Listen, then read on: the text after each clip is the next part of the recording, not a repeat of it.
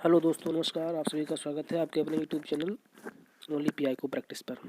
हम लोग लेखपाल के ग्रामीण विकास सेक्शन के 1000 प्रश्नों के अति महत्वपूर्ण प्रश्न को प्रैक्टिस कर रहे हैं, जिसका ये 4th पार्ट है। ठीक है, चलिए देर न करते हैं, स्टार्ट करते हैं।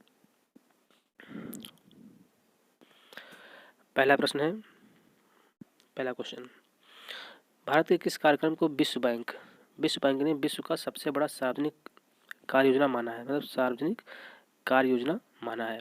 पहला है काम के बदले अनाज योजना, दूसरा है मनरेगा और तीसरा है राष्ट्रीय ग्रामीण आजीविका मिशन, चौथा है जवाहर रोजगार योजना। ये 4 ऑप्शन है, राइट। तो इसका सही ऑप्शन है कि विश्व बैंक ने विश्व का सबसे बड़ा सार्वजनिक कार्य योजना जिसको माना है, तो राइट ऑप्शन है आपका मनरेगा को। किसको माना है? मनरेगा। बीज राइट ऑप्शन।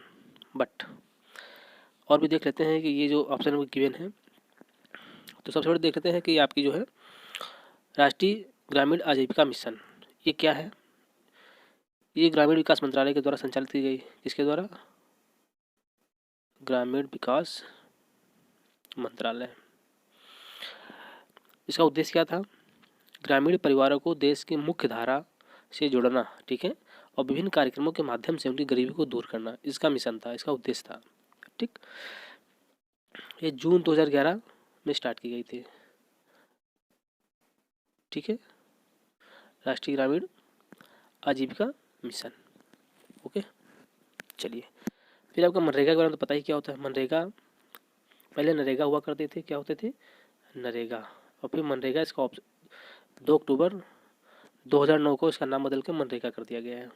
ठीक, फिर आपके आते हैं राष्ट्रीय रोजगार योजना। कौन सी आती है? राष्ट्रीय। फिर आपके आते हैं राष्ट्रीय रोजगार योजना। तो जो राष्ट्रीय रोजगार योजना है, राष्ट्रीय जवाहर रोजगार योजना, सॉरी, तो ये 2 योजनाओं का मिश्रण है। ठीक है, एक होती है राष्ट्रीय ग्रामीण रोजगार कार्यक्रम, एक आपकी है, ये इसका करेक्ट आंसर है। इसके बारे में देख लेते हैं। ये 2 योजनाओं का मिश्रण है। पहला आपका है राष्ट्रीय ग्रामीण रोजगार कार्यक्रम। ठीक है, राष्ट्रीय ग्रामीण रोजगार कार्यक्रम।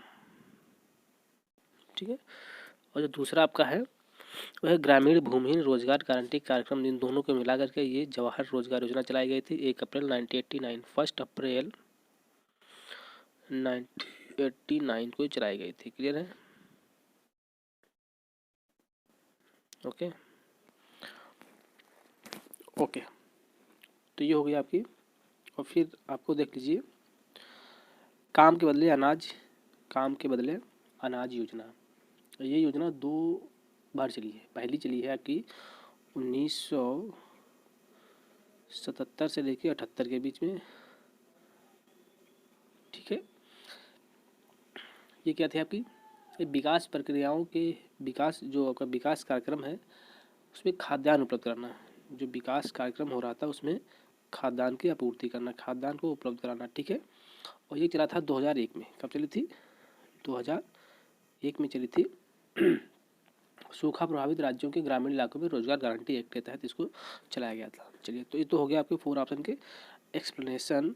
बट इसका राइट आंसर होगा, क्या होगा? इसका राइट आंसर होगा आपका, वो होगा आपका मनरेगा। ठीक है, चलिए अगला क्वेश्चन आपका है। नेक्स्ट क्वेश्चन है आपका सूखा प्रवण क्षेत्र कार्यक्रम निम्नलिखित में से किस राज्य में नहीं चलाया गया था? किसमें नहीं चलाया गया था? तो इसका आपका राइट ऑप्शन है पंजाब। कहाँ? पंजाब में नहीं चलाया गया था। तो ये देख लेते हैं सूखा प्रवण क्षेत्र कार्यक्रम कब चलाया गया था। तो ये चलाया गया था 1973 में। ठीक है, 1973 में चलाया गया था। क्लियर है? सूखा कब पड़ता है? सूखा भारत में 2 तरीके से पड़ता है। एक तो वर्षा की अनियमितता होती है, वर्षा अनिश्चित समय पर होती है, अनियमित रूप से होती है। ठीक है, और वर्षा का असमान वितरण भी होता है। कहीं वर्षा ज़्यादा होती है, कहीं कम हो जाती है, तो वर्षा का असमान वितरण। ठीक है, तो सूखा क्या कंडीशन है कि सूखा डिक्लेयर किया जाता है? तो सूखा की परिभाषा जो है वो अलग अलग है, बट सिंचाई आयोग एक बना था 1962 में। सिंचाई आयोग बना था 1962 में, उसने कहा था कि वर्षा काल के दौरान जहाँ पर 75 सेंटीमीटर या उससे कम जहाँ पर वर्षा होगी उसे हम सूखा डिक्लेयर करेंगे। ठीक है, सो ये तो रहा आपका क्वेश्चन नंबर 27। क्वेश्चन 28 देखते हैं। ये आपका क्वेश्चन नंबर 28। महात्मा गांधी राष्ट्रीय ग्रामीण रोजगार योजना, मतलब आपका मनरेगा की बात हो रही है, कार्यक्रम निम्नलिखित में से किसके समावेशी विकास सुनिश्चित करता है। ठीक है, तो सामाजिक सुरक्षा प्रदान करता है, आजीविका सुरक्षा प्रदान करता है, लोकतांत्रिक अधिकारिता पर अपने प्रभाव के जरिए, मतलब इसमें जो सभी आंसर होगा आपका डी होगा। ठीक है, इसका डी ऑप्शन इज राइट। चलिए फिर आपका 29 नंबर क्वेश्चन। 29 नंबर क्वेश्चन है आपका, सूखा प्रवण क्षेत्र कार्यक्रम उत्तर प्रदेश के जनपद में नहीं लागू किया गया था। ठीक है, तो ये आपका एटा, मैनपुरी, आगरा, ये 3 जनपद ऐसे थे जहाँ पर सूखा प्रवण क्षेत्र कार्यक्रम को नहीं चलाया गया था। ठीक है, बाकी सभी जगह चलाया गया था। चलिए क्वेश्चन नंबर 30 है आपका, योजना आयोग निम्नलिखित में से किस विकासात्मक आयोजना की आधारभूत इकाई माना है। ठीक है, तो योजना आयोग है वो विकासात्मक की जो आधार इकाई होती है वो आपके विकासखंड मतलब होता है ब्लॉक। क्या होता है? ब्लॉक होता है। तो वर्तमान में योजना आयोग तो है नहीं, बट योजना आयोग क्या है पूछा जाता है। ठीक है, तो योजना आयोग की जो स्थापना हुई थी 1950 में हुई थी, और ये किस देश से प्रभावित थी, तो उस समय का USSR मीन्स आज समय का जो रसिया है। ठीक है, मतलब जो रूस है उससे प्रभावित है। तो इसकी स्थापना 1950 में हुई थी, बट और ये कोई कानून के द्वारा नहीं था, ये असंवैधानिक बॉडी है, इसका मंत्रिमंडलीय संकल्प द्वारा इसको स्थापित किया गया था। ठीक है, तो इसकी जगह पे आज ले लिया है नीति आयोग। कौन ले लिया है? नीति आयोग। इसकी स्थापना हुई थी 1 जनवरी 2015 को। 1 जनवरी 2015 को इसकी स्थापना हुई थी। क्लियर है? इसके अध्यक्ष भी प्रधानमंत्री हैं। योजना आयोग के अध्यक्ष भी PM होते थे, बट अभी वर्तमान में है नहीं। ठीक है, इसके अध्यक्ष भी PM होते हैं। तो नीति आयोग का फुल फॉर्म क्या होता है? नीति आयोग होता है NITI,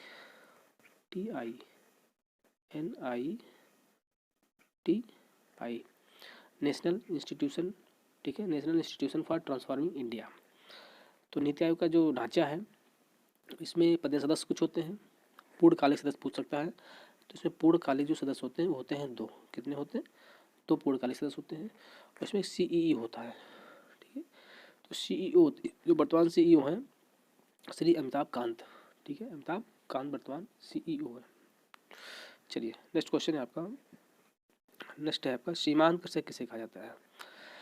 तो सीमांत कृषक उसे कहा जाता है जिसके पास 1 हेक्टेयर उससे कम भूमि होती है, उसे कहा जाता है सीमांत कृषक। ठीक है, ये आपका राइट आंसर है। 32 का क्वेश्चन है आपका, निम्नलिखित में से कौन सा ग्राम विकास कार्यक्रम का हिस्सा नहीं है? सामुदायिक विकास कार्यक्रम, 10 लाख कुआं योजना, इंदिरा आवास योजना, सार्वजनिक वितरण प्रणाली, मतलब ये नहीं है, बाकी ये तीनों इसके है। ठीक है, तो सार्वजनिक वितरण प्रणाली PDS होता है, पब्लिक डिस्ट्रीब्यूशन सिस्टम। तो पब्लिक डिस्ट्रीब्यूशन सिस्टम एक बार जान लेते हैं कब स्टार्ट किया गया इंडिया में। ये सरकार तो PDS को संचालित करता है वो होता है FCI। कैसे कौन होता है? FCI, food corporation of India इसको संचालन करता है। तो ये करता क्या है? ये केवल क्या करता है? ये खरीद करता है, उसका भंडारण करता है। ठीक है, देख रेख करता है, रख रखाव करता है, परिवहन करता है, और थोक आवंटन, मतलब राज्यों को कितना कितना आवंटन किया जाना है वो करता है। ठीक है, तो ये करता है FCI। FCI की स्थापना कब हुई थी? 14 जनवरी 1965 को। कब हुई थी? 14 जनवरी 1965 को FCI की स्थापना हुई थी। ठीक है, और इसके पूरे देश में 5 जोनल ऑफिस हैं। इसकी स्थापना खाद्य अधिनियम 1964 के तहत हुई थी। खाद्य अधिनियम 1964 के तहत इसकी स्थापना हुई थी। खाद्य अधिनियम 1964। ठीक है, ये सही हो गया। तो भारत में ये कार्यक्रम, देखो सबसे पहले विश्व की बात करें तो ये 14 जनवरी 1945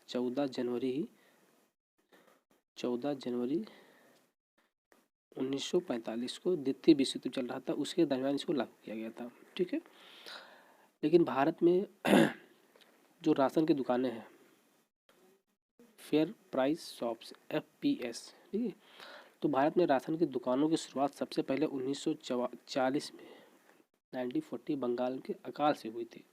ठीक है, तो उसे सबसे पहली बात जून 1992, जून 1992 में पीडीएस गरीब परिवार और आपके दूर दराज क्षेत्र, जो पहाड़ी इलाके दुर्गम क्षेत्र, वहाँ पर इसको चलाया गया था।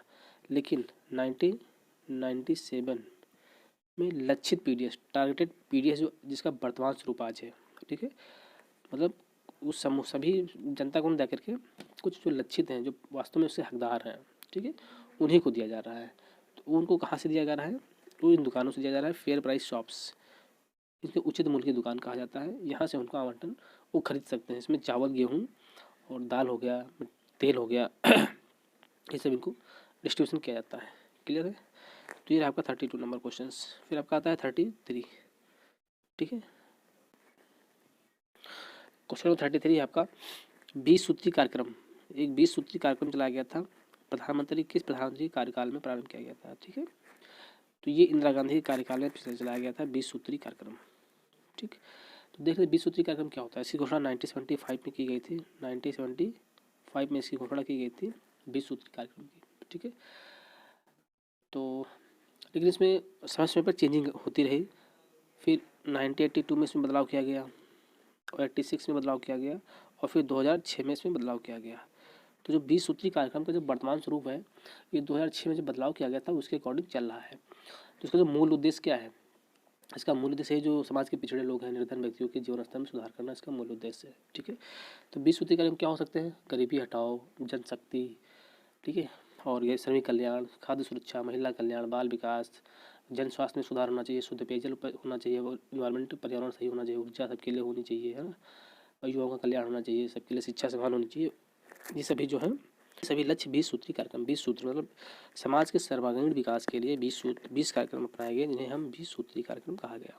ठीक है, तो इसमें जो और ऑप्शन में दिए गए हैं ये सभी हमारे देश के प्रधानमंत्री रहे हैं। जैसे लाल बहादुर शास्त्री, तो लाल बहादुर शास्त्री जो है हमारे देश के सेकंड पीएम रहे। कौन से? द्वितीय प्रधानमंत्री रहे। इनका कार्यकाल क्या था? ये 1964 से और 1966 तक रहे हैं। राजीव गांधी हमारे देश के 6 प्रधानमंत्री थे। ठीक है, 1984 से, ठीक है, 1989 तक रहे। ओके, और फिर मोरारजी देसाई हमारे देश के 4th पीएम रहे, जनता पार्टी के द्वारा थे ये 4th पीएम। बाकी सब कांग्रेसी थे, कांग्रेस के थे ये, और ये मोरारजी देसाई जो थे ये हमारे जनता पार्टी के थे। इनका कार्यकाल जो था मोरारजी देसाई का, ये 1977 से लेकर के 79 तक। ठीक है, फिर ये पंचवर्षीय योजना का ब्रेकडाउन कर दिया गया। यहाँ पर कुछ वार्षिक योजना चलाई गई 2, है ना। चलिए, तो क्वेश्चन नंबर 34 आपका आता है। क्वेश्चन नंबर 34, श्रीमती इंदिरा गांधी द्वारा प्रारंभ किया गया 20 सूत्री कार्यक्रम, 20 सूत्री कार्यक्रम, 20 सूत्री जो कार्यक्रम था आपका भी ऊपर बताया है, इसमें सूत्र शामिल नहीं था। क्या शामिल नहीं था? गरीबी हटाओ शामिल था, सबके लिए स्वास्थ्य भी था, पर्यावरण संरक्षण भी था, लोकतांत्रिक विकेंद्रीकरण ये शामिल नहीं था। तो इसके लिए लोकतांत्रिक विकेंद्रीकरण आपका जो पंचायतें हैं वहाँ पर है ये। ठीक है, वहाँ पर इसको शामिल किया गया है, तो इसलिए इसमें शामिल नहीं है। तो पंचायतें क्या है? और ग्राम पंचायत, ग्राम स्तर पे, ब्लॉक स्तर पे, जिला स्तर पे, तो ये सब इसमें किया गया है। ठीक है, चलिए क्वेश्चन नंबर 35 है आपका, चकबंदी। चकबंदी का संबंध किससे है? ऊसर सुधार योजना से, अधिक अन्य उपजाऊ कार्यक्रम से, या भूमि सुधार कार्यक्रम से। तो चकबंदी होती है वो आपका होता है भूमि सुधार कार्यक्रम से होता है। किससे होता है? भूमि सुधार कार्यक्रम से। तो चकबंदी देख लेते हैं। जो यूपी में चकबंदी लगी गई, यूपी में जो चकबंदी लागू की गई, तो उसमें जो है 4 मार्च 1954, 4 मार्च 1954, ठीक है, को जो उत्तर प्रदेश सरकार का जो चकबंदी अधिनियम था ये राष्ट्रपति द्वारा स्वीकृत किया गया। ठीक है, और उत्तर प्रदेश में लागू कब किया गया? 8 मार्च 1954 को ये उत्तर प्रदेश में लागू किया गया। पूछ सकता है, इंपॉर्टेंट है। ठीक है, चकबंदी लेखपाल तो अलग होते हैं, बट ये पूछ सकता है। ठीक है, तो उत्तर प्रदेश में यूपी जोत चकबंदी अधिनियम 1953 वो था, तो ये लागू किया गया। ठीक है, तो उत्तर प्रदेश में 1954 में 1954 में 1954 में मुजफ्फरनगर जिले की कैराना तहसील और सुल्तानपुर जिले की मुसाफिर खाना तहसील में प्रायोगिक तौर पर इसको लागू किया गया था। ठीक है। और 1958 में ही जब ये संपूर्ण उत्तर प्रदेश में लागू किया गया तभी चकबंदी विभाग का गठन भी किया गया। ठीक है, चलिए क्वेश्चन नंबर 36 की ओर बढ़ते हैं। 36 नंबर क्वेश्चन है आपका, निम्नलिखित में से कौन सा भूमि कार्यक्रम है? तो मध्यस्थों का उन्मूलन 36 नंबर, ठीक है।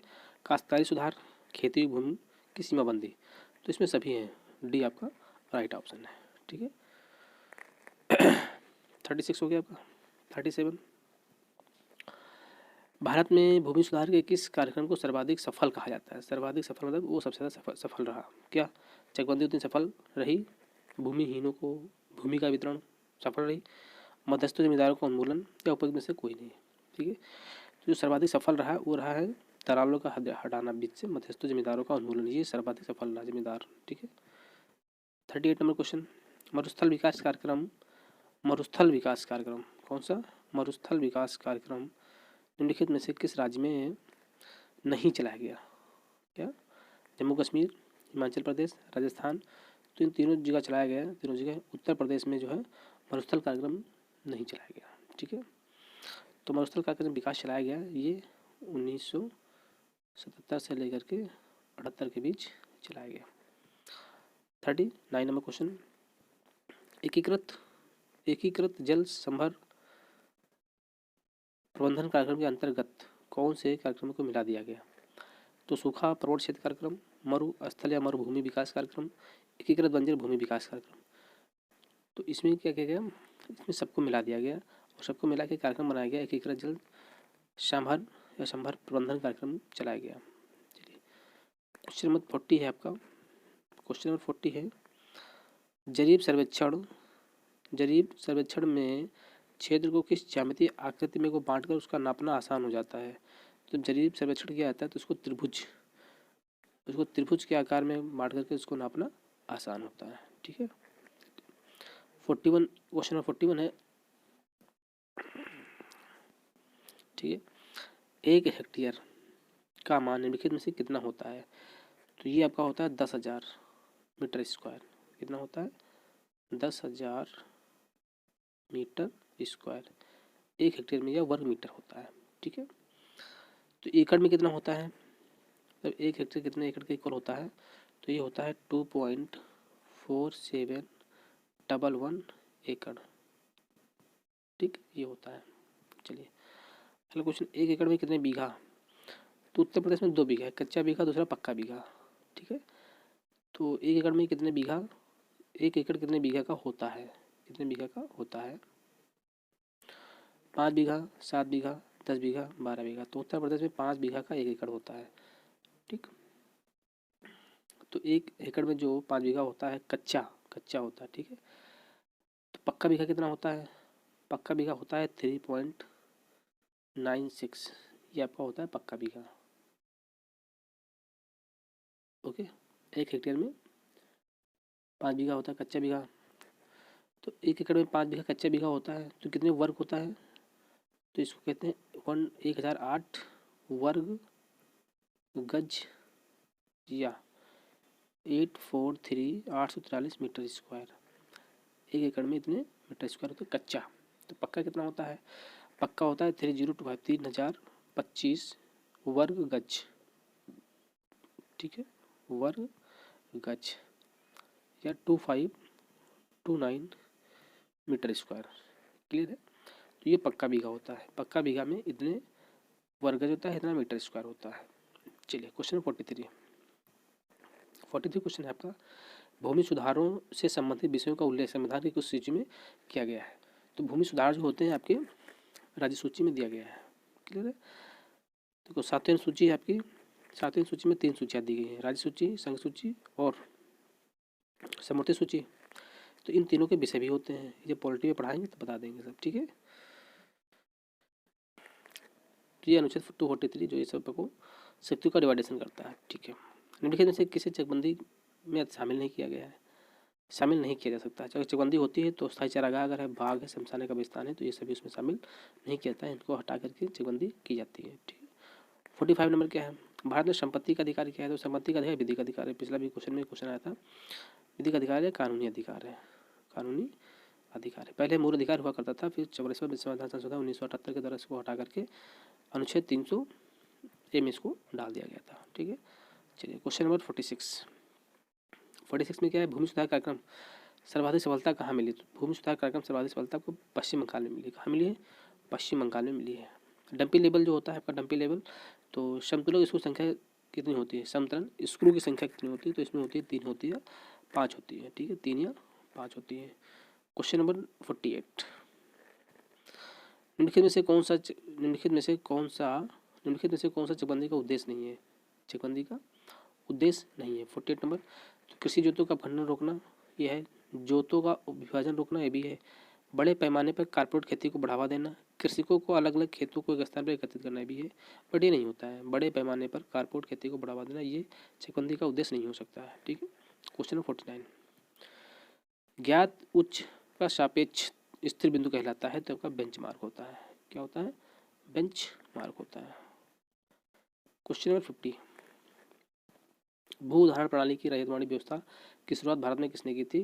तो थॉमस मुनरो ने की थी। इसके लास्ट वीडियो में हम टोटल एक्सप्लेन कर दिया था कि जो प्रणाली होती है आपकी भू उदाहरण प्रणाली, रैयतवाड़ी व्यवस्था की जो शुरुआत किसने की, महालवाड़ी व्यवस्था क्या होती है, रैयतवाड़ी व्यवस्था क्या होती है, कब की गई, किसने किया, वगैरह वगैरह पिछले वीडियो में सब कुछ हमने इसको कर दिया है। ठीक है, और ठीक है।